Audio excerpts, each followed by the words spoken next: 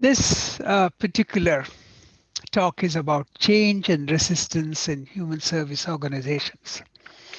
A part of this we have actually seen in the very early stages of my lectures. But at this point of time, some of the diagrams will make much more sense and we will talk to them.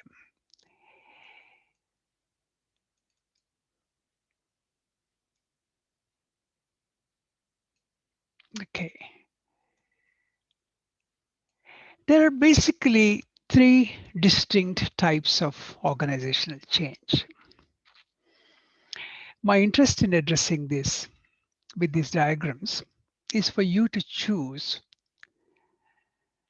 which diagram, for whatever reason that you like, could be utilized either in your assessments of organizations or in application of your organizations or in studying change situations that you confront in different places. So the changes, I would describe them as there's a developmental change, there's a transitional change, and the transformational change. When we talk about developmental change, it's about a change in an organization where processes are undertaken in an incremental way. An organization moves from A to B, B to C, and C to D. Everybody gets an opportunity, in a way, to think in terms of what they could do in that organization and what they could possibly, what is it that they could do in the organization and possibly acquire in terms of their knowledge. For instance, if an organization is moving into a, if the organization is moving towards more and more new recording systems, information recording systems, they want everything to be computerized. What do you expect people to do? You expect people either to be already skilled or the organization is very likely to get them skilled in that process. If there are knowledge gaps, those knowledge gaps will be met with. If there is practice which needs to be improved, there will be opportunities for people to pick it up. If performance is to be improved, people will be told about what that performance is all about. So developmental change, as you can see in the diagram, is an arrow going diagonally but up, up. Then you have what is called transitional change. A transitional change replaces what is with something entirely different, a new image, a new organizational hierarchy, change in the management, change in the direction, reorganizations, sometimes simple mergers that takes place between two organizations coming together. Sometimes even universities, two universities, two TAFE colleges, they merge. So that's a simple merger. New technology. Suddenly a new technology is introduced. That may not require major changes, but that might also require some mindset or behavioral changes, may not require them too. So that's the way you look at it. Then there is transformational change. Transformational change is about within the organization, people have been working from a preconceived ideas of their own from the past. There's already a level of knowledge that they already have, a body of knowledge. They're going ahead in that very manner, in the same manner. Now, what is it that is required? In such changes, you require a strategy. What would that strategy look like? The strategy would tell you, why are we going in a new direction? What is it that has made us think about it? Will there be structural changes needed? Are we going to change the structure of the organization itself? Will there be some systems which will be changed? As a result of which, will there be any processes that will be changed? Are we expecting new technology to be added? Will that change work practices? Will that change culture? Will that change behavioral expectations? And do we expect a new mindset at the end of the day?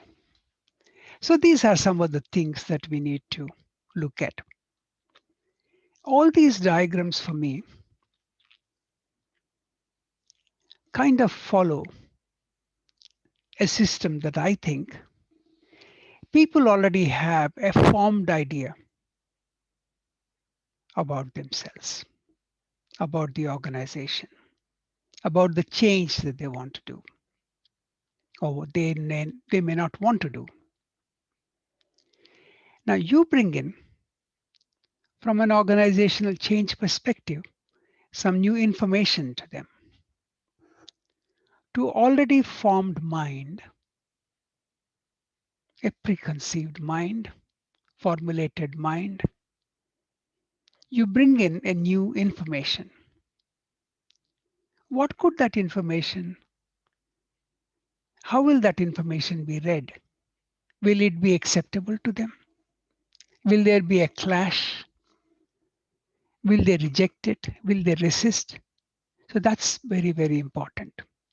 If information hits a previously formed opinion, if there is an opportunity, if there is an acceptance, it would go towards transformational change. It will bring the desirable change. So the idea is, with those people who are already formed in their mind, you need to look at what information is required. Do they require skills? Do they require knowledge? Do they need a practice change? Do they need a performance change? Is it because of these? Is it because of these things that they are resisting? Is it because that they do not wish to see something new that they are resisting? It is in that context you need to look at the change. In fact, one of these assessments that you'll be looking at is primarily from that perspective. Now, what are the resistance to change theories talk about? Resistance to change, force to change, force for change. What does that, look at those arrows. We need to match them. With what do we match them? If the force to change is heavy, resistance to change is less. If resistance to change is heavy, force to change is less. So what are we talking about? So the level of performance over a period of time will obviously influence the theory of change that we are talking about. The field theory of change is all about the level of performance across time parameters. So you need to decide what kind of a change it will be, what kind of resistances you can expect, and what will happen over a period of time.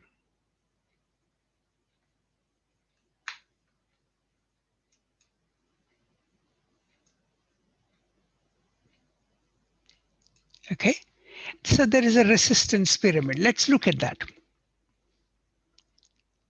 There are always some people who are not willing to join in your change.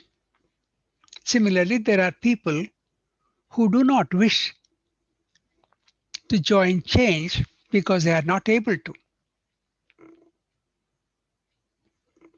Then there are a whole lot of people who do not know. So what do we do with them? Galpin's model that we talked about previously, we are revisiting it. People's lack of knowledge and information about change is the most important thing. Have I been taken into confidence? Now you're coming to the final assessment in which there are a couple of people involved. People's lack of knowledge and information about change. Communication. Have people been informed about the change effort? How well they are informed? Training. Do they need any new training as a result of the change that you wish to bring about? Do they need to equip themselves with new skills? What is needed there? Do people lack of ability to perform in the current job is actually making them resist a new change? Will their skills be exposed or lack of skills be exposed? They're not willing because they're used to a mode of life. They are used to a pace of working, an old way, and they do not wish to change. So what do you do? If they are not willing, will you fire them? No, you want to carry them if you can towards the future. In order to do that, it might become necessary for you to retrain them. So the resistance pyramid is to be seen as a progressive hierarchy of reasons for resistance. Not knowing is a reason, not able is a reason, not willing is a reason. And you convert these negative reasons into some inputs which will change them. And you can see the direction of the pyramid that will take on as far as future is concerned. So you attempt that from the perspective. So what happens in the transition cycle? Look at it. Danger, internal self, opportunity. When you're looking at some of these terminologies, people deny themselves an opportunity. People resist as a result of denial. When you give them an opportunity to explore new areas, new opportunities, give them the knowledge, give them the skill, obviously the commitment can be increased. And that is the reason why this fourth diagram that we have introduced is all about the transition cycle.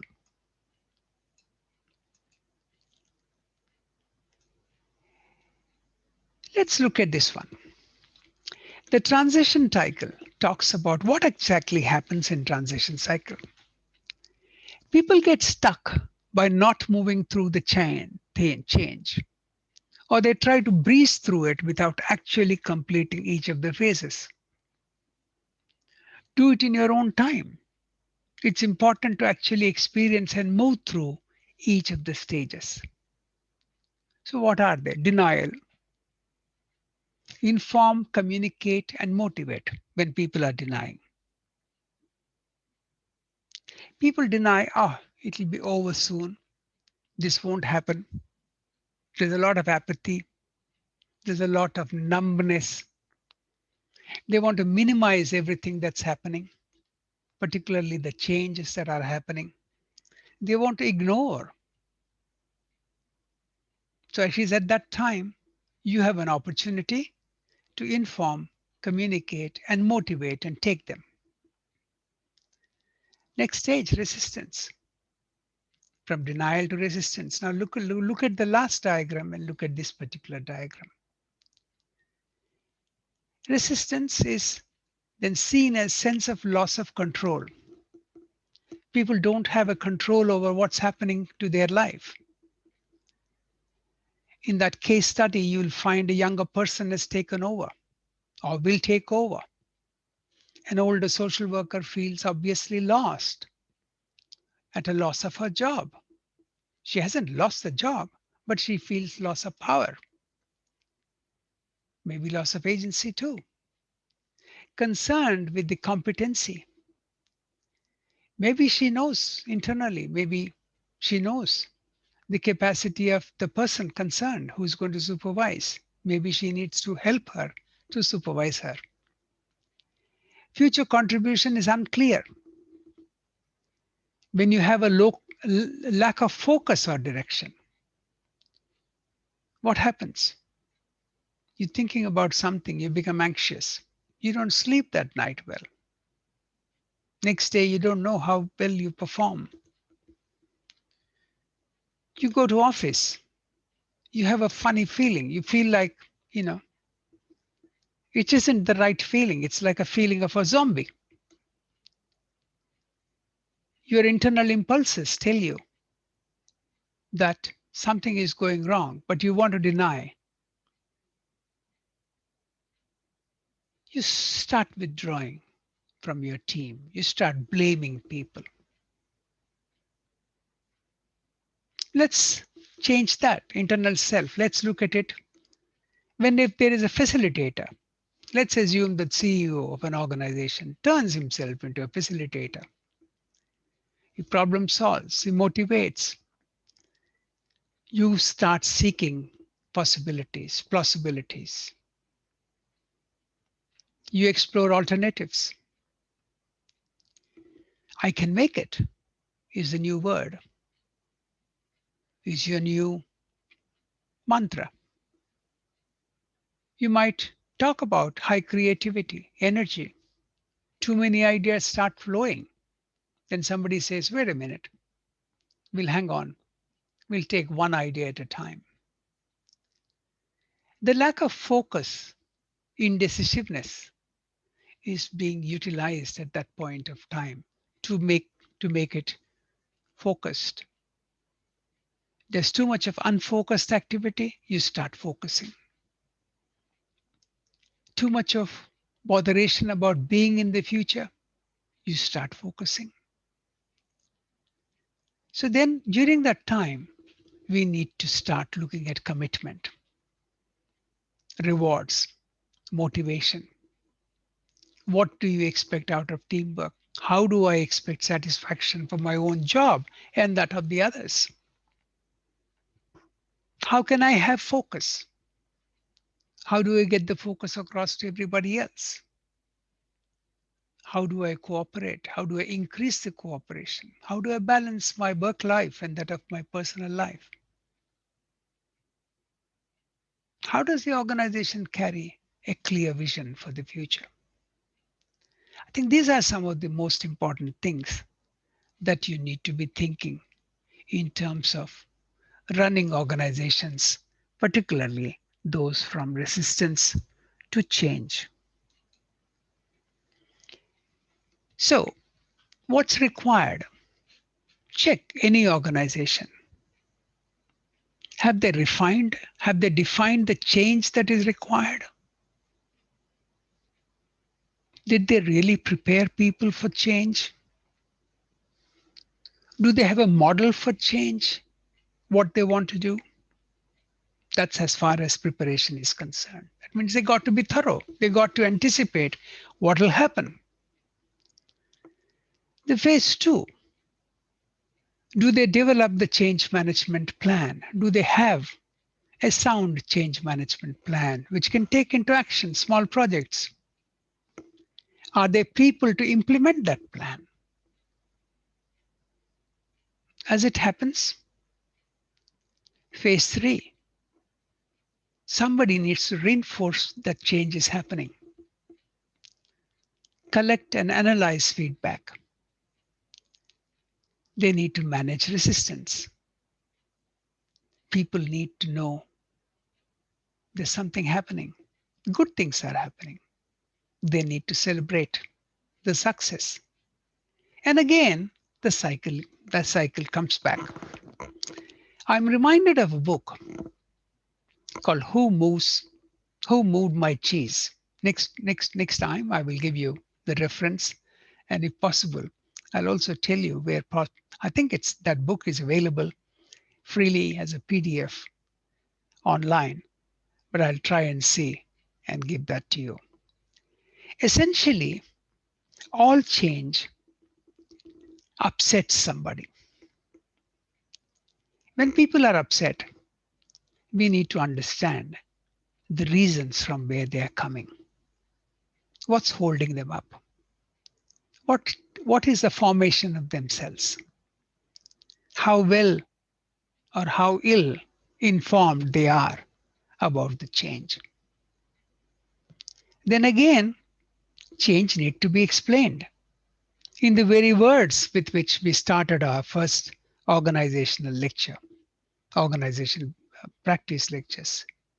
Changes come about as a result of political decisions, as a result of client decisions, client inputs, as a result of financial restraints, financial constraints, as a result of quality audits, as a result of quantity, as a result of demands from the clients. There can be many, many reasons why. There is also a reason why a new service is requested. So all those things contribute to change. We can't necessarily ignore change. Change is perhaps the only thing that seems to be the law of nature. Without change, nothing seems to be working. There is always a change, every day a change. So change is so natural. So organizations also go through that. Individuals go through that. Those days are gone when people can say, oh, he's been there for the last 40 years in the same job. I'm sure even in the same job, there were changes, but they were perceptibly less hurting changes for that individual because the main job may not have changed for him. You know, one expects movement, one expects upward movement, one expects promotions, one doesn't expect demotions.